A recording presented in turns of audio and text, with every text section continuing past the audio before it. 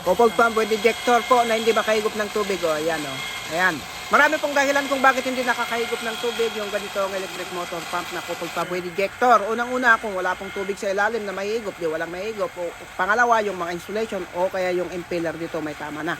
At pumunta po tayo dito dahil ang sabi nila ay yung makina daw ang problema. I-check up po natin. Para po ma-check up po natin, baklasin po natin, tignan po natin yung impeller niya. At ito okay naman po yung impeller niya, may kunting side lang kaya nagasgasan ito ng kunti itong impeller niya. At ito i-check pa natin itong ejector, baka naman merong singaw o may butas itong tubo na pinaglagyan ng ejector o kaya nabaraduan yung ejector. Taas natin para makita po natin. Bali PVC pala itong pinaglagyan ng ejector, pati rin po itong casing niya na DDoS ay PVC din. Ito kasi ang umuuso sa ngayon dahil po ang PVC ay hindi po kakalawangin. Bali ito na po yung ejector, nabunot na po natin. Merong kahirapan lamang po kapag bunutin po yung ejector at check upin natin kung barado o kaya mayroong butas itong PVC na pinagkabitan ng ejector. Bali ito na po, chinik na po natin yung foot valve ng ejector. Okay naman po, walang problema. At ito, kinakalas din natin itong ejector para tignan natin kung barado ba o okay, wala pong barado.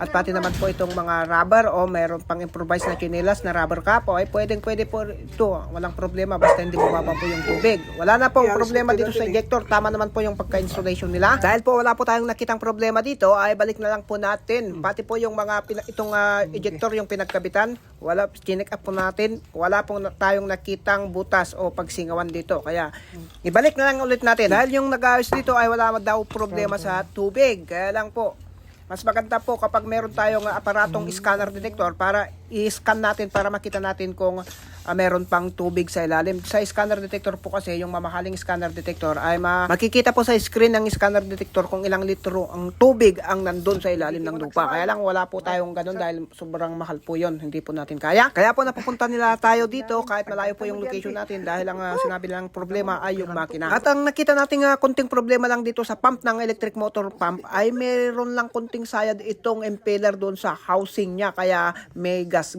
Konting singaw lang po kasi dito ay mahirapan nang makahigop ito. Pero sana makakahigop pa rin to. Kaya lang, para walang rason po, kukuha po tayo ng kondisyon na ganito rin na nakakahigop. Ito po ang kukunin natin ayan kitang-kita nyo naman nakakahigop po. Bali 20 meters po ang lalim ng water level dito. Saka po yung ganitong makina po ay kaya niya pong humigop ng 30 meters na lalim ng water level. Bali ito po umaandar, hindi lang makita yung mismong labasan ng tubig kasi po naka-layout na sa ilalim ng lupa nung ginawa namin ito noong 2016. Ayan nakita nyo bumubuga ng tubig. Ayan, baklasin na po natin ito at ito po ang ilalagay natin sa ginagawa natin doon. Bali ito na po, nabaklas na po natin. Ang purpose po nito, kaya po yung ganito ang kinuha natin para po wala pong rason. Kasi kung makina lang palang problema doon, bumili na lang po sila ng ibang makina. Paano kung bumili ng bagong makina, sinatak, hindi pa rin makahigop. Kaya ganito muna, humiram muna ng kondisyon na electric motor pump. Para kapag hindi talaga makahigop, wala lang problema sa makina.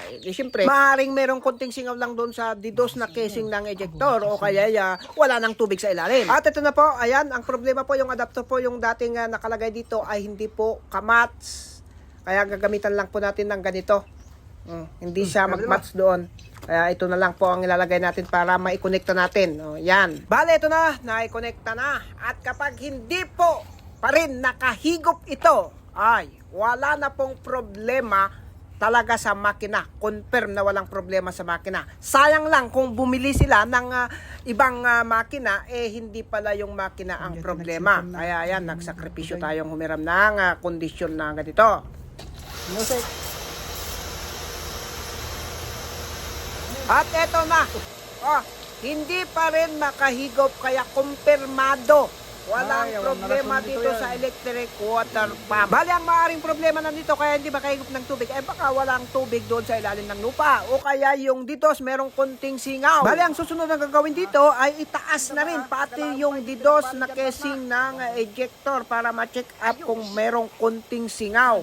At tusukin na ulit, sundan ulit, o drillingan ulit para sigurado na dahil nga wala naman tayong aparato na scanner detector para makita niya talaga kung meron bang tubig o wala. Ang problema lang po sa atin ngayon dito na pumunta dito dahil malayo po dito, doon sa location natin ay yung pagtra-travel na paglalagyan ng mga pang-drilling ulit dito. Yon po. Kaya lang po tayo pinapapunta nila dito dahil ang usapan ay i-check up lang yung electric motor pump. Maaaring yung casing lang ang merong kunting problema na merong kunting singaw doon. Kaya lang kapag itinaas ko na yon ay para hindi na doble trabaho kasi kapag itaas yun putol-putulin na. Para minsanan lang ay syempre drillingan pa ulit para wala nang lusot. Bali ang sarili kong kasing kagamitan bilang isang kontraktor ng drilling ay yung mano-mano lang. Kapag po drilling machine ay meron po akong kasosyo.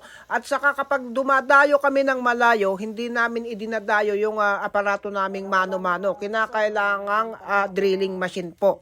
Kaya lang syempre magastos kapag malayo. Travel pa lang po. Ay nako, may kalalagyan ng gastos. Pero okay lang kung hindi sana tayo masyadong busy sa ngayon. Sobra pong busy-busy tayo sa ngayon dahil hindi lang po pagdadrilling ang ating trabaho at isa pa po tayong vlogger. Bali, ang kunting naitulong lang po natin dito ay ayon sa usapan namin ay check up lang po yung makina dahil yun daw ang isang rason na hindi makakahigop ito ayon sa unang gumagawa ay nakumpirmado po natin na wala pong problema sa electric water pump. Kaya mag-focus na lang po sila kung hindi tayo makabalik dito, mag-focus na lang po sila doon sa didos na itaas at saka sa tubig sa ilalim ng lupa. At saka baguhin din yung pwesto ng ejector, ilipat kung saan mas maganda siyang nakapwesto.